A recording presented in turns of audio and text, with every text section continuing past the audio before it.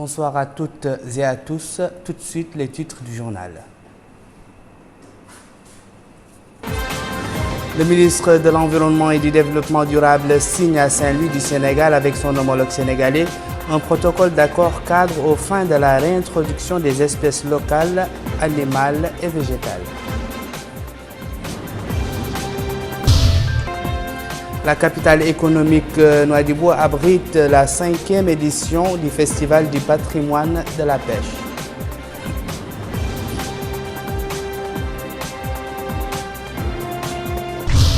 Une cinquantaine de morts lors d'un raid effectué par les avions de combat américains contre un camp d'entraînement du groupe État islamique près de la localité de Sabrata en Libye. Merci de nous accueillir chez vous. La région de Saint-Louis du Sénégal a abrité aujourd'hui la signature d'un protocole d'accord cadre entre notre pays et le Sénégal aux fins de la réintroduction des espèces locales, animales et végétales. Ce protocole a été signé côté mauritanien par le ministre de l'Environnement et du Développement durable, Amédi Camara, côté sénégalais par le ministre de l'Environnement et du Développement durable de la République du Sénégal, Abdoulaye Baldé. Cette signature s'inscrit dans le cadre du renforcement de la coopération entre les deux pays en matière de conservation et de protection des espèces locales de faune et de flore menacées d'extinction. Nous mettons le cap sur Nouadhibou à présent, où a eu lieu hier le démarrage de la 5e édition du Festival du patrimoine de la pêche. Cette manifestation est organisée par la wilaya de Dakhlet Nouadhibou en collaboration avec le ministère des Pêches et de l'économie maritime sous le thème « Pour la promotion de nos ressources maritimes et leur préservation ». Melika Nakli. C'est sous le thème pour la promotion de nos ressources maritimes et leur préservation que s'est ouverte cette 5e édition du Festival du patrimoine de la pêche à Nouadhibou. Ce festival de 3 jours, au cours duquel seront présentés plusieurs exposés culturels et données des soirées artistiques, a pour but d'ancrer la culture de la pêche maritime et la faire connaître en mettant en exergue le rôle de la pêche dans le développement économique du pays. Plusieurs sociétés et institutions participent à cette manifestation, dont l'Académie maritime relevant de l'État-major général des armées, le port autonome de Nouadhibou, la Fédération nationale des pêches avec ses 2 sections industrielles et artisanales, la Société mauritanienne de commercialisation du poisson et l'Office national d'inspection sanitaire des produits de pêche et de pisciculture. Dans une allocution prononcée en la circonstance, Mme Khadjetou Medbouka, secrétaire générale du ministère des Pêches et de l'économie maritime, a indiqué que ce festival, organisé régulièrement par la wilaya de Dakhlet Nouadhibou en collaboration avec le secteur des pêches, œuvre à ancrer la culture de la pêche maritime, à la faire connaître et à mettre en exergue son rôle dans le développement économique du pays.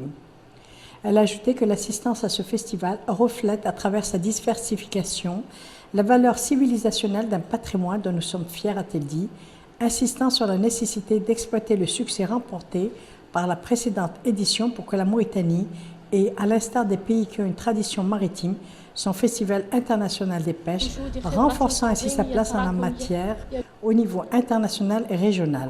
À son tour, M. Mohamed El Matala, maire de la commune de Nouadhibou, a insisté sur l'importance de ce festival et sur le rôle qu'il joue pour faire connaître le potentiel halieutique du pays et notre patrimoine maritime.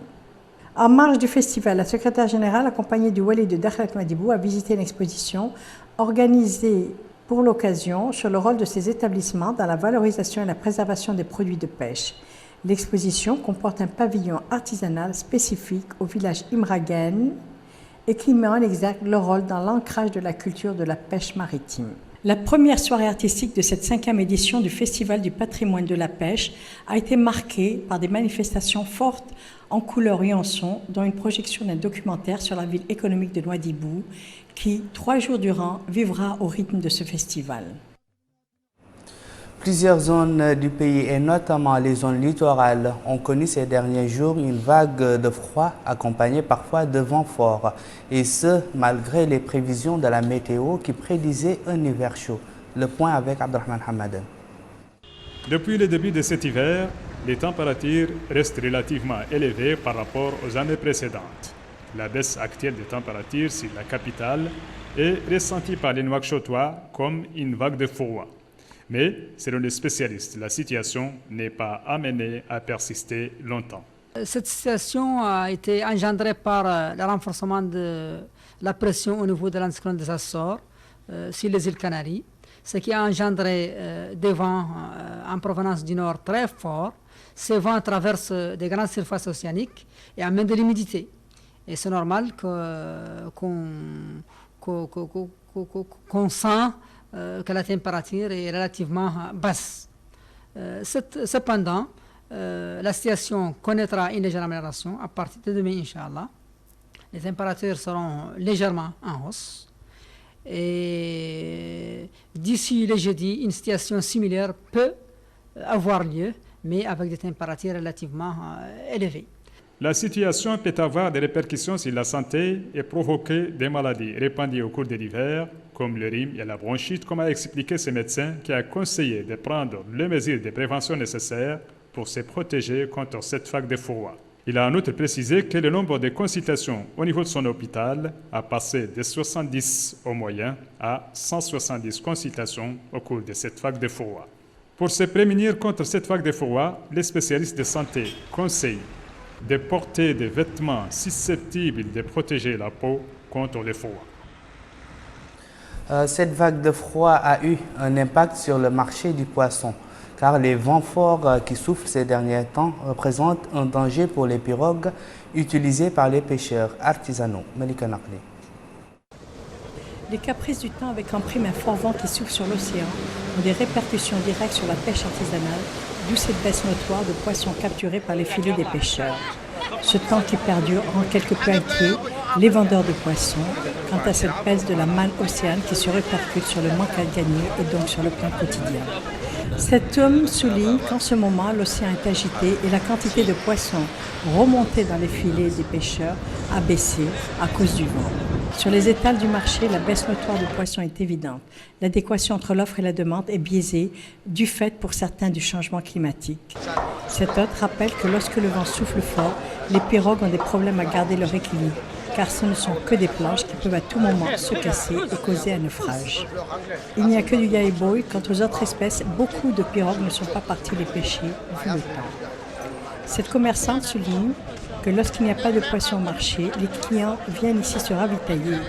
Lorsque l'océan est agité, les pirogues ne peuvent pas sortir. Les raisons du manque de poissons sur les étals sont, pour certains, pas seulement à imputer à l'océan agité. C'est ainsi que cet homme souligne que ces jours-ci sont marqués par le peu de quantité de poissons et un prix élevé. De plus, cette production est réservée à un nombre privilégié de commerçants.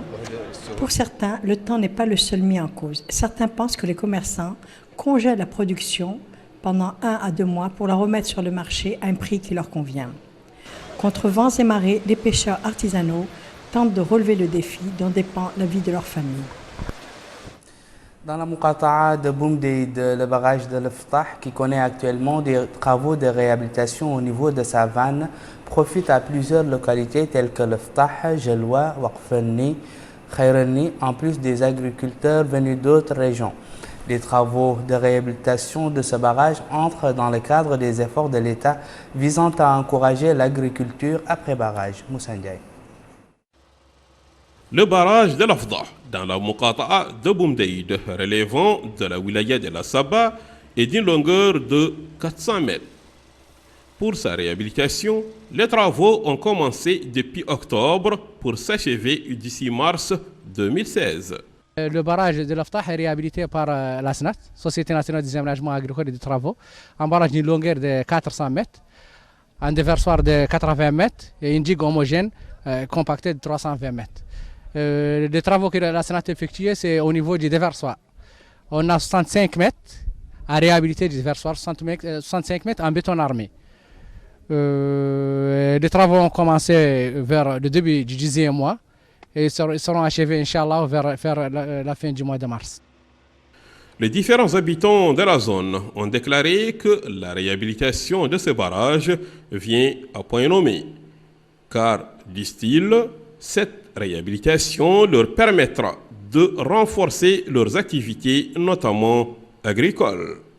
Quant à cet homme, il affirme que tout ira bien pour eux, une fois que les travaux de ces barrages s'achèvent avant l'hivernage. Pour rappel, le barrage de l'Afdah dans la commune de Boumdeïd est réhabilité par la SNAT, qui est la Société nationale des aménagements agricoles et des travaux. Hors de nos frontières, 2 Serbes enlevés en novembre en Libye ont péri dans une frappe aérienne américaine vendredi contre un camp d'entraînement du groupe État islamique, a annoncé Belgrade samedi. Ce raid en territoire libyen effectué par des avions de combat a fait une 50aine de morts, avait annoncé Washington. Une opération condamnée aujourd'hui par le gouvernement libyen, reconnue par la communauté internationale, la qualifiant de violation flagrante de la souveraineté de l'État libyen. Le reste de l'actualité internationale sous forme de brève et d'images avec Abdelrahman Hamadan. 19 personnes ont été tuées hier au Cameroun dans un double attentat suicide commis sur les marchés d'une localité dans la région de l'extrême nord, régulièrement cible d'attaques meurtrières de Boko Haram.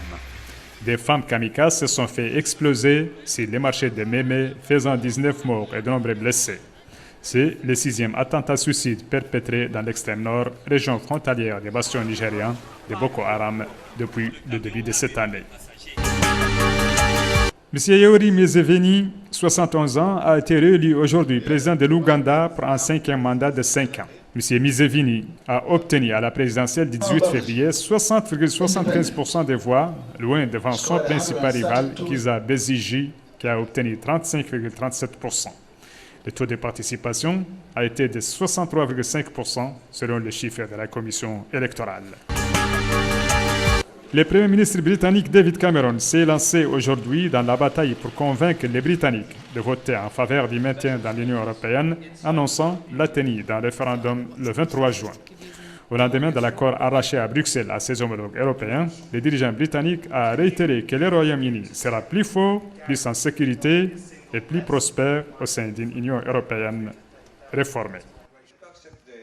Voilà qui met fin à ce journal, le rappel des titres. Le ministre de l'Environnement et du Développement durable signe à Saint-Louis du Sénégal, avec son homologue sénégalais, un protocole d'accord cadre aux fins de la réintroduction des espèces locales, animales et végétales. La capitale économique abrite la 5e édition du Festival du patrimoine de la pêche.